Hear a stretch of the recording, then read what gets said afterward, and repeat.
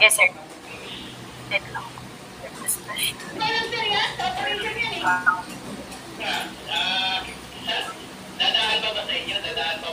Yes, sir. Ako siya i-play, sir, hatin. Mag-explain ko while nag-play siya, sir. So, ano lang. Yes po. So, kanya siya, sir. Muna siya ang noun sa saan, sir. Ani siya, ang noun. So, Okay. Then, this is how you will add, no? Add an application. So, create a draft. Yes po. Siya. Then, kato, sir, what kind of application siya? Permanent. Then, isa ka account. Then, kaning consent, sir, mo ni siya ang need na mo na pirmahan mo. Ikaw man ang pirma ani since ikaw ang authorized signatory. Yes po. Kani siya, sir, na form for consent is, ano ni siya, data privacy na consent. So, since ikaw man ang naka-SPA, so pwede ka diri mag-sign.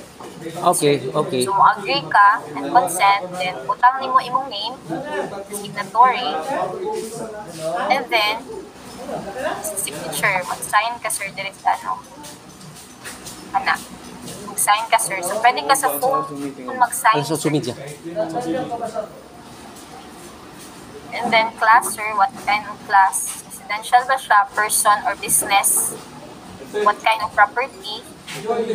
Kani siya, sir, is a sample niya siya sa person. So, I think dili kayo ninyo magamit kay ang inyong gamiton man is business. Okay. So, kung business, sir, ang atuang i-provide is ang ang business name. No? Okay. Ni developer.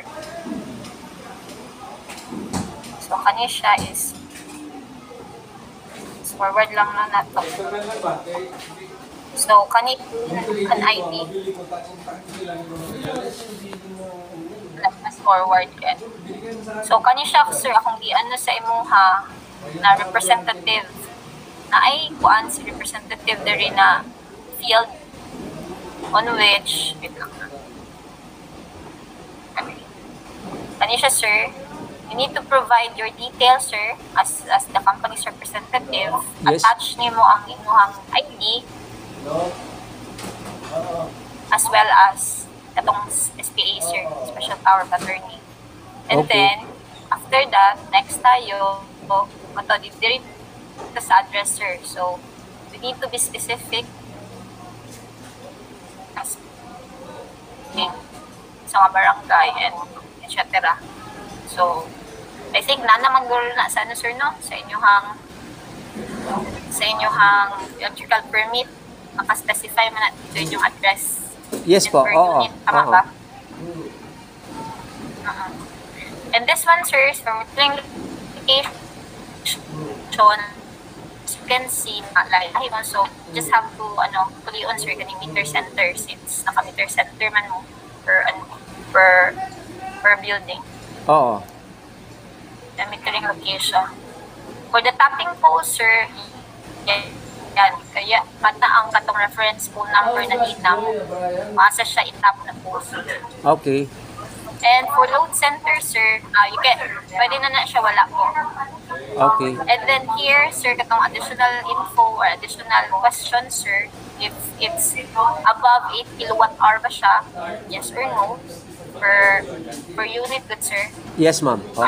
Above 8 kilowatt pa yung load. Yung Like, ano ma'am, above siya 8 kilowatt ang load. yung 3-port lang, yung 3-port na tubo, ilan yung kilowatt yan na maximum?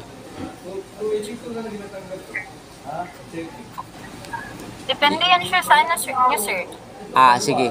Sa, dapat kung 3-4 siya, sir, di siya mong taas ng 8 kilowatt. Okay. Pero depende.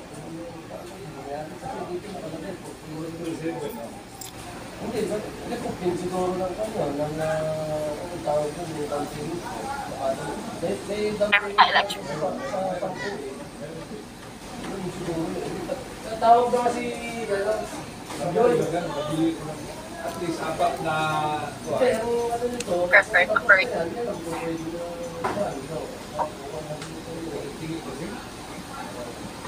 Hello, sir.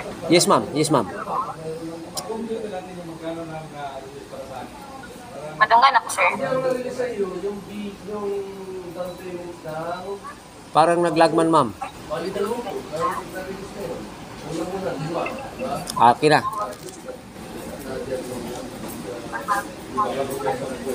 Okay na? Yes So, po. katong, sir, regarding balikan ako tong 8 kilowatt na, sir, ha? Oo. Naamat tayo isubmit, di ba, na electrical plan, yan ay typical load sa per unit. Oo. Ah,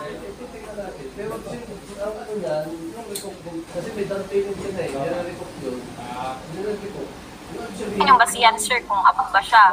Kung 8 kilowatt, kung above siya, sir, ay, sure ninyo itong load schedules sa inyong unit, per unit na ninyo, sir. Okay, okay. E pangayuan, magod na ako. Schedule of loads lang ang kailangan.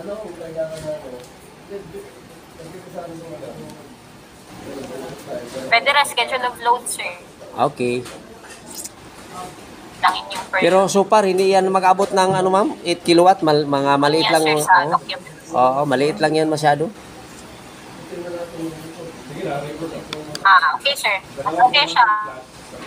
Kapag lampas ng 8 kilowatts, sir, pwede na wala na tong electrical plan or katong schedule loads. Okay.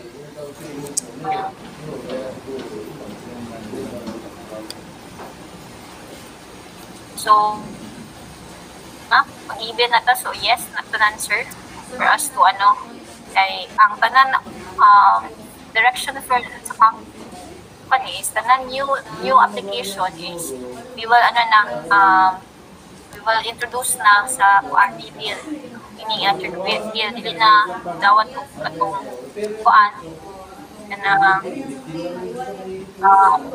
paper bill but kuan siya either a text or sa ato ang app open. Oo. Then here, sir, ang third is the wire. If nag-traverse ba, nabay kinatraversan na area, dili, sakop ninyo, sir, but I think, dili niya siya. Traversing wire is no na sa inyo, sir, kay inyo haman ang sa company, sa developer man at na, di ba, sir? Oo. Ang kanang area nila. Wala siya nag-traverse sa laing property. Baga, sir, ma'am. Ang mga so, lang niya siya, sir. As this is the owner. So, ang na siya, sir. Naaman may kwan, sir, no? Di ba? Proof of ownership. Yes po. Ano sa inyo ang kwan, sir? Ano po?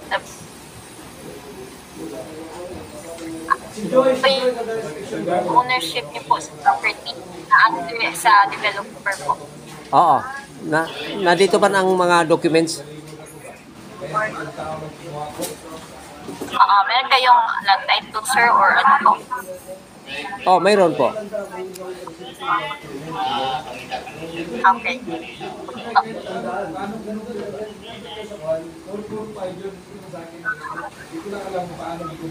Yun po, dito po, i-provide natin. Next is i-provide yung electrical permit number, tsaka effective date.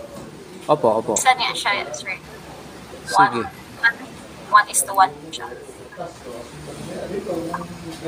Pero ma'am, ang aming concern ngayon is hindi pa man yung mga units pa man yung na-mention natin na individual sila ng application. Yung namin yung concern is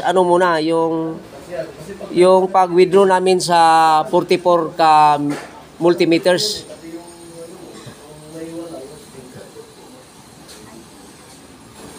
Lost yung ito.